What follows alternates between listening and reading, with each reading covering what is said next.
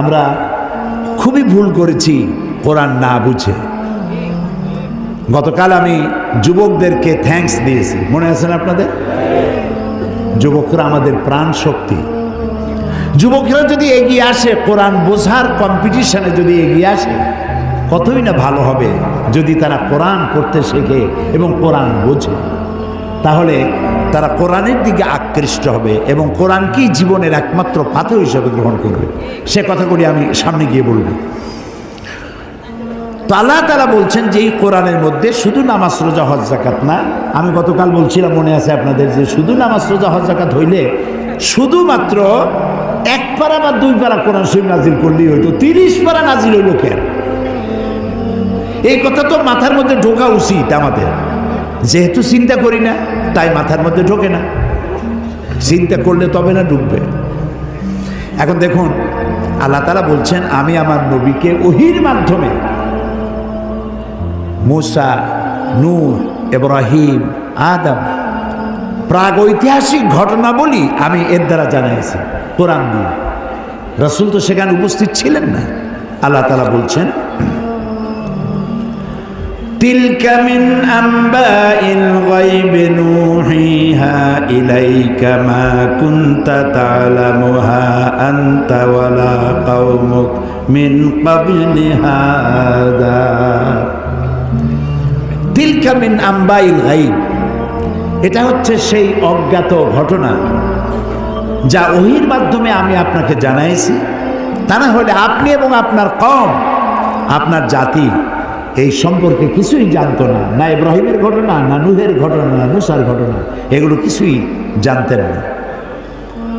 হযরত ইউসুফ আলাইহিস সালামের কথা বলে আল্লাহ তাআলা বলছেন যালিকা মিন আম্বাইল গায়বি নূহিহি ইলাইকা ওয়া মা কুনতা লাদাইহিম ইজ আজমাউ ওয়া হুম ইয়ামকুরুন। এটা হচ্ছে সেই অজ্ঞাত কাহিনী যা আমি ওহীর মাধ্যমে আপনাকে জানাইছি। অথচ তার ভাইয়েরা যখন ইউসুফ আলাইহিস সালামের বিরুদ্ধে ষড়যন্ত্র করছিল তখন আপনি তার কাছে ছিলেন না, আমি আপনাকে জানাইছি ওহীর মাধ্যমে।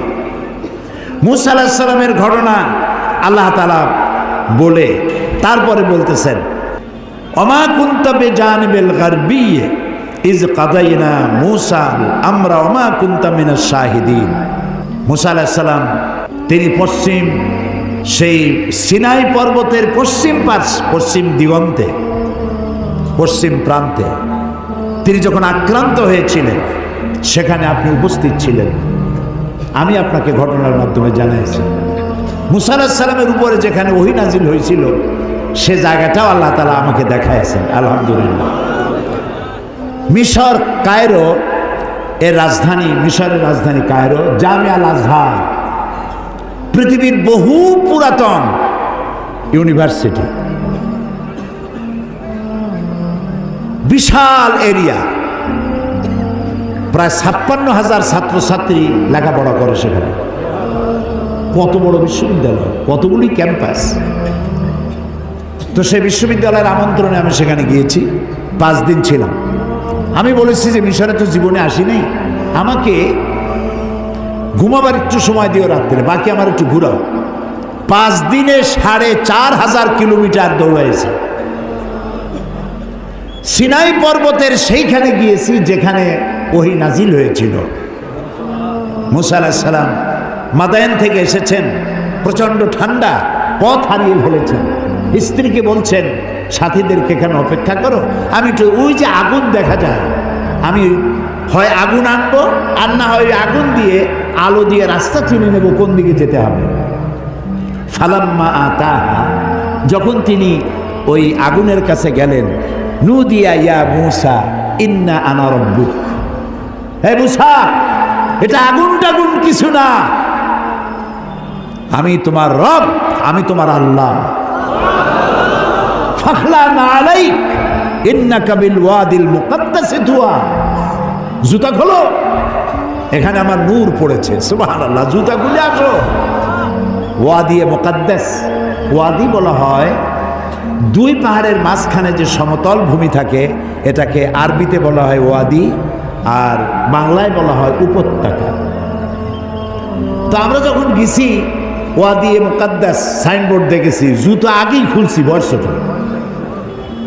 তারপরে গেলাম সেখানে, যেই গাছের উপরে আল্লাহর নূর পড়েছিল সেই গাছটা, ওরা বলে এটা সেই গাছ। তো আমি এর ঐতিহাসিক সত্যতা নাই বলে মনে করতে পারলাম না যে এটা সেই গাছটাই। ওই গাছের পাতায় পাতায় অনেক চিঠি। আমি জিজ্ঞেস করলাম এই চিঠিগুলি কিসের? বললো যে ইহুদিরা আসে, খ্রিস্টানরা আসে, মুসলমানও আসে, আল্লাহর কাছে চিঠি লিখে ওখানে তুই যায়। এই খাই খেয়ে কাম না পাইলে করবে কি? তো এটা আমার বলার উদ্দেশ্য ছিল না। আমার বলার উদ্দেশ্য ছিল যে আল্লাহ তাআলা দেখাইছেন বহু কিছু, এমনকি মুসা আলাইহিস সালাম রে এত জ্বালা দিল যে ওই ফেরাউনকেও দেখে আসছে, এখনো দাঁত ছিটকে পড়ে আছে। আল্লাহ তাআলা তাকে রেখে দিয়েছেন। আল্লাহ বলছেন তোরে মাটিতেও খাবে না, পানিতেও নষ্ট করবে না, পোকামাকড়ও নষ্ট করবে না, তোরে আমি শুটকি বানায় রাখবো কিয়ামত পর্যন্ত। তোর মতো ফেরাউন যারা হবে তোরে দেখে যেন তারা উপদেশ নিতে পারে। আল্লাহ তাআলা এটারও দেখাইছেন, পিরামিডও দেখাইছেন। অনেক নবীর কবরও আল্লাহ জিয়ারত করার সুযোগ। ইমাম শাফি রহমতুল্লাহ আলাইহি, মৌলানা জালালউদ্দিন সৈয়দী রহমতুল্লাহ আলাইহি, ইমাম ওয়াকি, ইমাম বদরুদ্দিন আইনি রাহিমাহুমুল্লাহ, হযরত সালেহ আলাইহিস সালাম, হারুন আলাইহিস সালাম, নবী দানিয়েল আলাইহিস সালাম, হযরত আবী দারদা রাদিয়াল্লাহু তাআলা আনহু, আমর ইবনুল আস রাদিয়াল্লাহু তাআলা আনহু, এদের কবর জিয়ারতের আল্লাহ তাআলা তৌফিক দিয়েছেন। আমর ইবনুল আসের যে মসজিদ দেখলাম মিশরে, সেই মসজিদে লাইলাতুল কদরে 5 লক্ষ লোক নামাজ পড়ে। লাইলাতুল কদর মসজিদ, রাস্তাটা সব ভর্তি হয়ে যায়। ইমাম যিনি, তিনি হচ্ছেন শেখ জিবরাইল। আমি শেখ জিবরাইলকে দেখতে পারলাম না, আগ্রহ ছিল যে জিবরাইল কেমন একটু দেখে যায়। এত লোক তার পিছনে নামাজ পড়তে আসে, সুবহানাল্লাহ। তো এখানে আল্লাহ তাআলা বলতে চাইলেন যে সিনাইয়ের পশ্চিম প্রান্তে যে ঘটনা ঘটছিল এটা তো আপনি জানেন না, আমি আপনারা জানাইছি। ফেরাউন আক্রমণ করেছে তার দলবল নিয়ে, 3 দিক থেকে আক্রান্ত হয়েছেন তিনি, আর একদিকে সমুদ্র। সাথীরা বলছে ইন্না লামুদরাকুন, ইন্না লামুদরাকুন, আমরা তো পাকড়া হয়ে গেছি, আমাদের তো পালাবার কোনো উপায় নাই। মুসা আলাইহিস সালাম কার নবী? জবাব দিতে দেরি হইল কেন? মুসা কার নবী? উম্মত ঘাবড়ে গেছে। উম্মত কি হয়ে গেছে? ঘাবড়ে গেছে, ভয় পাই গেছে। 3 দিক দিয়ে আসছে কারা? শত্রু সৈন্য 3 দিক, আর একদিকে কি? সমুদ্র। ঘাবড়াবার তো কথাই, আপনি আমি হলে তো হার্ট ফেল করবো। কোন দিকে যাবো? ফাইনাতা যাবো, যাওয়ার জায়গা না। কিন্তু মুসা আলাইহিস সালাম আল্লাহর নবী, তিনি বলছেন কাল্লা কাল্লা, কখনোই নয়, ভয় পেও না, রব্বি সায়াহদিন, অবশ্যই আল্লাহ আমাদেরকে পথ বের করে দিবেন। কাজী মেঘের মতো কালো ঘন কৃষ্ণ মেঘের মতো উত্তর গগন কালো মেঘে ছেয়ে গেছে, থমথমে ভাব, ঝোড়ো হাওয়া এখনই প্রবাহিত হবে। 30 ফুট উঁচু হয়ে জলোচ্ছ্বাস এসে উপকূলীয় এলাকা ভাসায় নিয়ে যাবে, বজ্রসহ বৃষ্টিপাত হবে, ঝড় বন্যায় উড়ায় নিয়ে যাবে, সুনামি হবে। আল্লাহ তাআলা ছোট্ট একটু বাতাসের আঘাত দিয়ে সব সরাই দিতে পারেন। বলেন সুবহানাল্লাহ, জোরে বলেন সুবহানাল্লাহ। কি ক্ষমতা তার! ফাআলুল লিমা ইউরিদ, যা খুশি তাই করতে পারে। তো আল্লাহ তাআলা ওহীর মাধ্যমে এই কথাগুলি জানাইছেন। বিজ্ঞানীরা, ওই যে বলছি যে বিজ্ঞানীরা যে কথাগুলি আজ বলতেছে, যেমন 1665 খ্রিস্টাব্দে স্যার আইজ্যাক নিউটন, তিনি দেখলেন গাছের থেকে একটা আপেল পড়লো মাটিতে।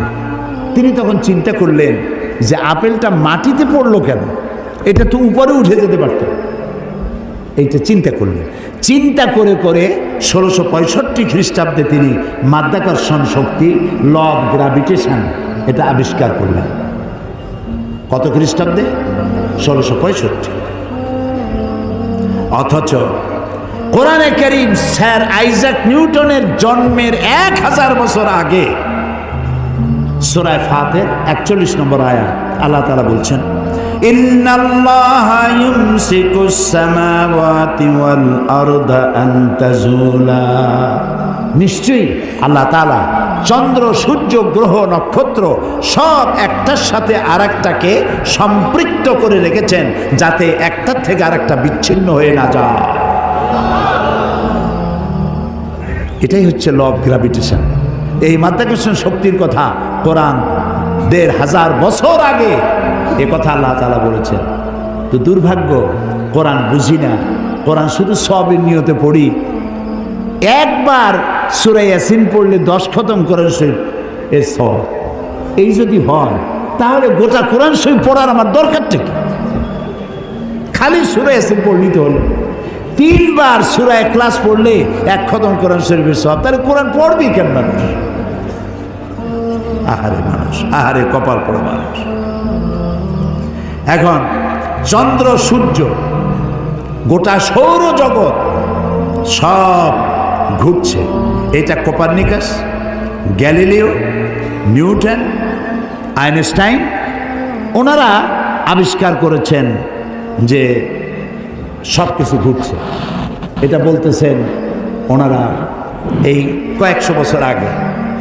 অথচ ১৫০০ বছর আগে আল্লাহ তাআলা কোনটা ঘোরে? চন্দ্র ঘোরে না সূর্য ঘোরে না দুনিয়া ঘোরে? কে ঘোরে? একথা সূরা ইয়াসিনে আল্লাহ তাআলা তার নবীর কাছে বলে দিয়েছেন। লাশ-শামসু ইয়ানবাগি লাহা আন তুদরিকাল কামারা ওয়ালাল লাইলু সাবিকুন নাহার ওয়া কুল্লুন ফি ফালাকিন ইয়াসবাহুন।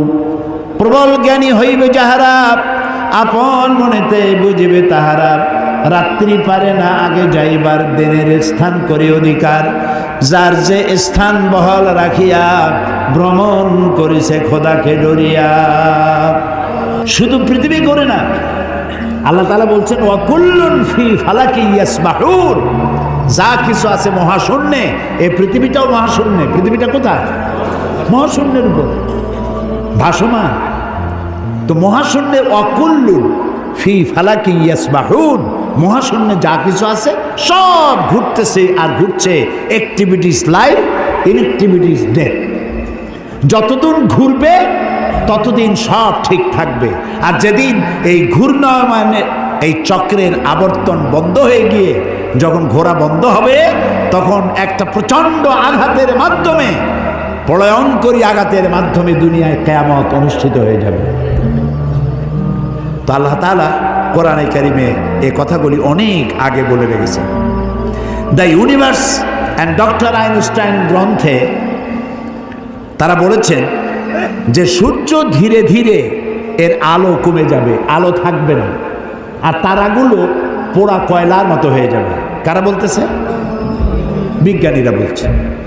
কোরআন ওরা আজকে যেটা বললো, কোরআন বলেছে অনেক আগে। কি বলেছে? ইয়াসআলু আইয়ানা ইয়াউমুল কিয়ামাতি ফাইযা বারিকাল বাসারু ওয়া খাসাফাল কামারু ওয়া জুমিআশ শামসু ওয়াল কামার। আল্লাহ তাআলা বলছেন এরা রাসূলকে জিজ্ঞেস করে কিয়ামত কবে হবে।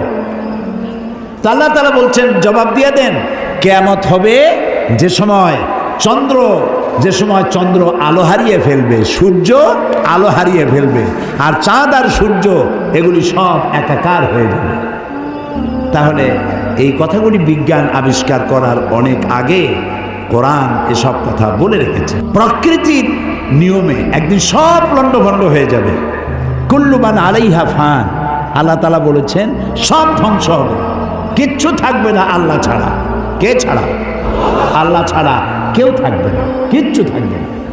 এ কথা বিজ্ঞান জানার আগে আল্লাহ তাআলা কোরআন শরীফে বলে রেখেছেন। এই যে মাত্র 100 বছর পর্যন্ত, গত 100 বছরের আগ পর্যন্ত পৃথিবীর মানুষের ধারণা ছিল যে চাঁদ নিজে আলো দেয়, চাঁদ নিজে আলো দেয়। আর বলতো বুড়ো বুড়িরা যে চাঁদের মধ্যে যে কালো কালো জিনিস দেখা যায় ওইটা হলো একটা বট গাছ, ওইখানে একটা বুড়ি থাকে। তো ছোটোবেলায় চিন্তা করতে আমার বুড়ি অনেক করে কি, তো বলতো যে বুড়ি ওইখানে সুতা কাটে। তো তখন খুব বেশি চিন্তায় পড়তাম, এত পরিশ্রম করে এই বুড়ি সুতা কাটিয়া, এই বুড়ি খায় কি? পরে জানা গেল যে ওখানে বট গাছও নাই আর ওখানে কোনো বুড়িও থাকে না।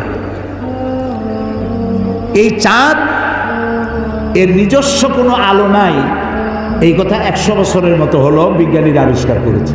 কিন্তু আল্লাহ তাআলা বলে রেখেছেন 1400 বছর আগে। সুবহানাল্লাহ।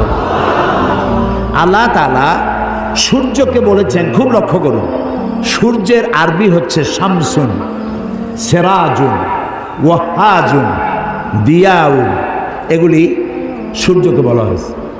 এর অর্থ কি? সূর্যকে বলা হয়েছে আলো, আলো উৎপাদনকারী, উত্তাপ সৃষ্টিকারী, আলো বিকিরণকারী, উত্তপ্ত, উজ্জ্বল, প্রজ্জ্বল, আলো বিকিরণকারী, এটা হলো সূর্য।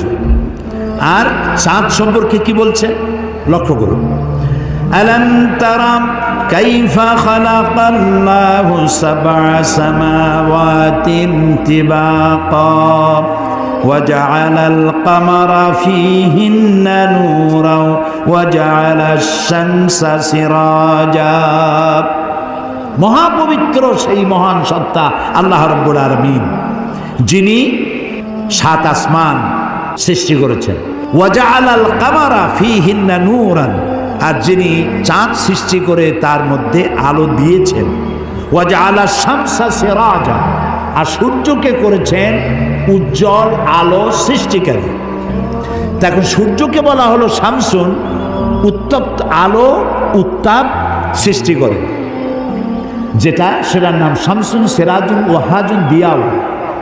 আর চাঁদের কথা বলতে কি আল্লাহ তাআলা বলেছেন কামারা মুনিরা। চাঁদের আরবি হলো কামার, আর মুনিরা মানে আলোক প্রাপ্ত। চাঁদের নিজের কোনো আলো নাই, আলো প্রাপ্ত হয়ে সেই আলো সে বিকিরণ করে। এই কথা কোরআন শরীফে আল্লাহ তাআলা 1400 বছর আগে বলে দিয়েছেন। সুবহানাল্লাহ। এরপরে আপনারা দেখুন, এই যে উদ্ভিদ, গাছপালা, গাছ আমাদের জীবনের শত্রু নাকি? গাছ আমাদের কি? কাজী যেখানে পান সমানে কাটেন। মানুষ সমানে গাছ কাটে, কিন্তু যে পরিমাণ কাটে সে পরিমাণ গাছ তারা লাগায় না। এই গাছ সম্পর্কে, গাছ আমাদের যে বন্ধু, গাছটা আল্লাহ রাব্বুল আলামিন আমাদের জন্য নিয়ামত হিসেবে দিয়েছেন। এটার কাজ হচ্ছে কি? আল্লাহ তাআলা বলছেন ওয়াল আরদা বা'দা যালিকা দাহাহা আখরাজা মিনহা মাহা ওয়া মারআহা। এই উদ্ভিদগুলো, এর থেকে তরুলতা, উদ্ভিদ তরুলতা, এর থেকে বায়ু নির্গত হয় এবং তিনি এই দিয়ে জমিনকে সুন্দর করে প্রতিষ্ঠিত করেছেন। এবং এই গাছপালা তোমাদের জন্য এবং তোমাদের পশুর জন্য, তোমাদের জন্য অত্যন্ত বিরাট সম্পদ। তার মানে মানুষ, আমরা যে বাতাস থেকে অক্সিজেন নেই, যখন আমরা অক্সিজেনটা নিয়ে যখন ছেড়ে দেই, তখন যেটা ছাড়ি ওইটাকে বলা হয় carbon die oxide. Carbon die oxide হচ্ছে বিষ। এই যে আপনারা এখানে হাজার হাজার মানুষ বসে আছেন, আপনারা প্রত্যেকেই বাতাস থেকে অক্সিজেন নিচ্ছেন, আর যেটা ছাড়তেছেন সেটা বিষ। এই বিষটাকে পরিশুদ্ধ করার মতো কোনো ফ্যাক্টরি পৃথিবীর কাছে নাই। আল্লাহ তাআলা গাছ বানাইছেন। গাছের খাদ্য হলো, আপনি যেটা ফেলে দেন, নাক দিয়া মুখ দিয়া যেটাকে উদ্গীরণ করেন, ফেলে দেন, নিঃশ্বাস যেটা বের করে দেন, ওটা হলো গাছের খাদ্য। আর প্রতি মুহূর্তে সূর্যের উত্তাপ আর গাছের সবুজ রং দুটিতে মিলে এক প্রকারের রন্ধন ক্রিয়া হয়, আর ওর মধ্য দিয়ে কার্বন ডাই অক্সাইডকে প্রতি মুহূর্তে আল্লাহ রাব্বুল আলামিন অক্সিজেন বানাইয়া গাছের ভিতর থেকে বের করে দেয়। সুবহানাল্লাহি বিহামদিহি। এই মানুষের সৃষ্টির জন্য আল্লাহ তাআলা বলেছেন খালাকালাকুম মা ফিল আরদি জামিআ। এই পৃথিবীতে যা বানাইছি সব তোমার জন্য। সুবহানাল্লাহ। বিজ্ঞানীরা বলেছেন পাহাড়ের অত্যুচ্চ শিখর থেকে শুরু করে আটলান্টিক মহাসাগরের অতল তলদেশ পর্যন্ত যেখানে যা কিছু আছে সবগুলি মানব সেবায় নিয়োজিত। সব মানুষের খেদমতের জন্য আল্লাহ বানিয়েছে। এখন প্রশ্ন উঠতে পারে, সব মানুষের খেদমতে বুঝলাম, কিন্তু মশা দিয়া কি খেদমত হয়? মশার কামড়ে চোটে বাড়ি থাকতে পারি না, এ প্রশ্ন উঠতে পারে কিনা? উঠতেই পারে। আল্লাহ যদি সবই মানুষের কল্যাণে বানায়, তে মশা বানাইছি কি কামে? আপনি বোঝেন না, বোঝেন না। একটা মশা, একে সহজে মারাও যায় না। ওকে বহু কায়দা করে হাতটা আস্তে নিয়ে যেইটা মারবেন তার আগেই সে উড়ে চলে যাবে, খুব চালাক। এই মশা কি জন্য বানাইছেন আল্লাহ? এখন দেখেন, এই মশা মারার জন্য কত company, Mortein, aerosol, ICI company, মশারি, কত রকমের ওষুধ আর মশারি, এগুলো বানাবার পেছনে লক্ষ লক্ষ শ্রমিক কাজ করে আর লক্ষ লক্ষ মানুষের পেটের ভাত জোটে। আপনি তো বুঝবেন না কোনটার মধ্যে কি জিনিস আছে, আল্লাহ বানাইছে কেন? তোমার মাথায় তো কুলাবে না। মশা আছে বলেই তো মশারি, মশা আছে বলেই তো মর্টিন বিক্রি হয় জম্মের মতো। এখন চিন্তা হইতো, তাহলে সাপ বানাইছে কেন? সাপ বানাইছে কেন তা জানুন না তো? সাপের চামড়া দিয়া, সাপের চামড়ার মেলা দাম, এ দিয়ে ভ্যানিটি ব্যাগ তৈরি হয়, মহিলারা ব্যবহার করে, খুব দামি। আর সাপের বিষ, এটা দিয়ে ঔষধ তৈরি হয়। সব থেকে বিষাক্ত সাপ যেটা, যেই সাপের বিষ ব্লাড টাচ করার সাথে সাথে মানুষ মারা যায়, এই ধরনের মারাত্মক আফ্রিকান কোবরা, সেই সাপের বিষ দিয়ে মানুষের জীবন রক্ষাকারী লাইফ সেভিং মেডিসিন তৈরি হয়। সুবহানাল্লাহ। মরবে ঠিক, মানুষ মরবে ঠিক, কিন্তু মরার আগেও কথা বলে মরবে, এরকম ওষুধ সাপের বিষ দিয়ে তৈরি হয়। সুবহানাল্লাহ, সুবহানাল্লাহ। আমরা আল্লাহ তাআলার সৃষ্টি সম্পর্কে গবেষণা করলেই বুঝতে পারবো। আর চিন্তা ভাবনা না করলে, খালি যদি খায়, জম্মের খাওয়া খাইয়া পেট একটা তরমুজের সাইজ বানায় খালি, কিন্তু চিন্তা করে না খাইলাম কি। প্রিয় ভাই সব, এরপরে আল্লাহ তাআলা এই কোরআন শরীফের মধ্যে বলেছেন, আমি তোমাদেরকে পানি দিয়েছি। কি দিয়েছি বলেন না? পানি। জীবনের জন্য পানি সব থেকে বেশি প্রয়োজন। জীবনের জন্য সব থেকে বেশি প্রয়োজন কি? পানি। এই পানি, এর এক নাম হলো জীবন। পানির এক নাম, এই পানি যদি বগুড়ায় 10 ফিট উঁচু হয়ে আসে, নাম হবে কি? মরণ। একটু আগেই জীবন, পর মুহূর্তে মরণ। এই পানি আল্লাহ তাআলা জীবনের জন্য পানি সৃষ্টি করেছেন। ফারাক্কার বাঁধটার নানান রকমের বাঁধ দিয়ে, আন্তর্জাতিক নদীর বাঁধটার দিয়ে পানির সরবরাহ হবে, নদীর নাব্যতা কমে যাবে, আপনার পানির সংকট হতে পারে। এটা সব থেকে বেশি কে জানে? এই আল্লাহর নামে তো আসছে কোন কেন? কে জানে? ওই আল্লাহ রাব্বুল আলামিন প্রাণী জগতের সবচাইতে বেশি প্রয়োজনীয় যেই জিনিসটি পানি, সেই পানির জন্য আল্লাহ রাব্বুল আলামিন একটি মহাদেশ, যেটা শুধু পানির পাহাড় অর্থাৎ বরফের পাহাড় দিয়ে ঘেরা একটা মহাদেশ, মানুষ নাই, জন নাই, মহাদেশটা শুধু পানির বরফের পাহাড় দিয়ে আল্লাহ বানায় রাখছেন। নাম কি? অ্যান্টার্কটিকা। এখানে শুধু আছে শ্বেত ভল্লুক আর আছে পেঙ্গুইন, পেঙ্গুইন পাখি। এই পেঙ্গুইন পাখি পানির মধ্যেও ডুবাইতে পারে, বাতাস দিয়েও উঠতে পারে। এই পেঙ্গুইন পাখিগুলি আমি দেখেছি, সে ডিম পেড়ে তাকে 3 মাস 90 দিন ডিমে তা দিতে হয়। ডিমটা পারলো কিসের মধ্যে? বরফের মধ্যে। এখন ওর তো তাপ না হলে তো ফুটবে না, সেই জন্য ওইটার উপরে তাকে দাঁড়ায় থাকতে হবে।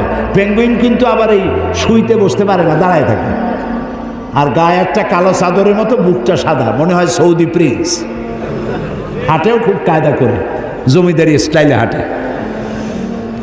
তো বাচ্চা ডিম দিয়ে ডিমের উপরে সে দাঁড়ায় থাকে, তার শরীরের একটা অংশ ডিমের উপরে দিয়ে দাঁড়ায় থাকে। 3 মাস 90 দিন দাঁড়ায় থাকতে হবে। এই 90 দিন সে খাবে কি? ওর স্বামীকে, পুরুষ পেঙ্গুইনকে আল্লাহ এত দয়া দিছেন, ও মাছ ধরে ধরে প্রত্যেক দিন ওর বউরে খাওয়ায়। সুবহানাল্লাহ, সুবহানাল্লাহ। এই যে টেলিভিশনের মধ্যে নানান রকমের আছে কি বলে চ্যানেল, এইসব হাবিজাবি উল্লুক মার্কা লাভ ঝাপ না দেখা অ্যানিমেল প্ল্যানেট দেখেন, ডিসকভারি দেখেন, ন্যাশনাল জিওগ্রাফি দেখেন।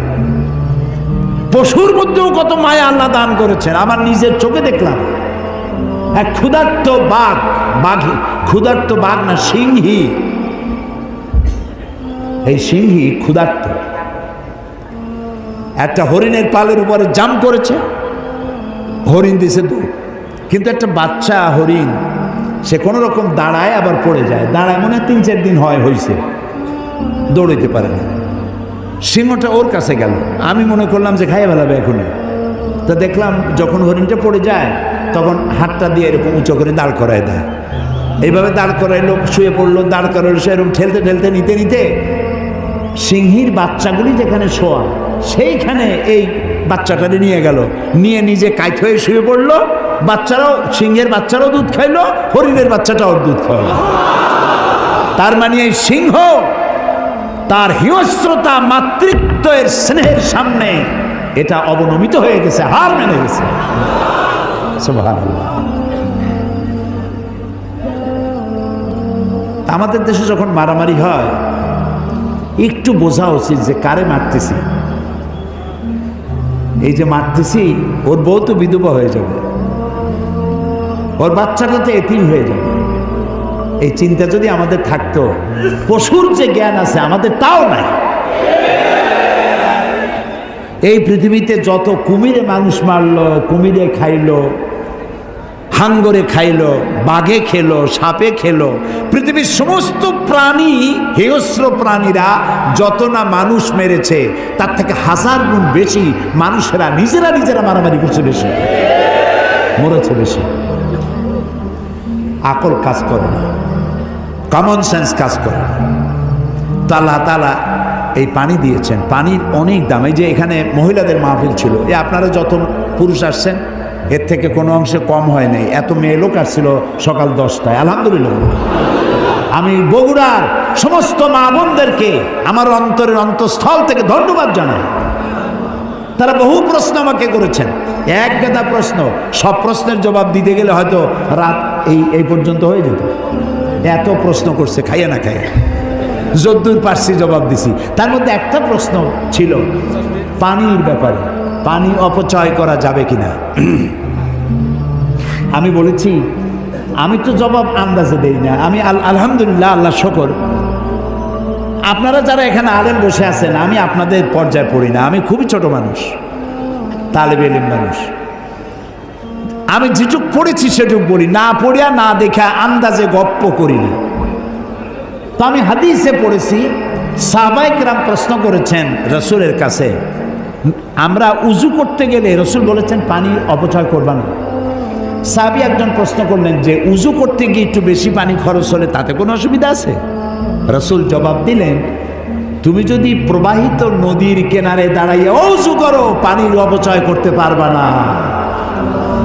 সুবহানাল্লাহ বলবেন না? এখন আপনি কত পানি খরচ করেন দেখেন তো, টেপ একটা সাইয়া দিয়া জনমের মতো, একটা চায়ের কাপ ধুইতে গিয়ে একটা কলস ধোয়ার পানি খরচ করতেছে।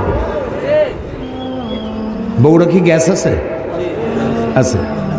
একটা মেসের কাঠি খরচ হবে সারা দিন, গ্যাসের চুলা চলতে থাকে। আপনি আল্লাহর নিয়ামতের না শকর, একটা মেসের কাঠি দিলেই তো যখন খুশি তখন আপনি জ্বালাইতে পারেন। আপনি কেন বাড়িতে বলেন না যে জ্বালাই রাখবে না? অধিকাংশ বাড়িতে এইভাবে এই গ্যাসের চুলা চলে থাকে বলে আমরা খবর পেয়েছি। অন্যায়। প্রত্যেকটি নিয়ামত সম্পর্কে কিয়ামতে আল্লাহর কাছে জবাবদিহি করতে হবে, কাজে এগুলি নিয়ামত। এখন এই পানি আল্লাহ তাআলা বলছেন, দেখো সৃষ্টি জগতের জন্য পানি প্রয়োজন, সেই পানিটা আমি জলাধার করেছি।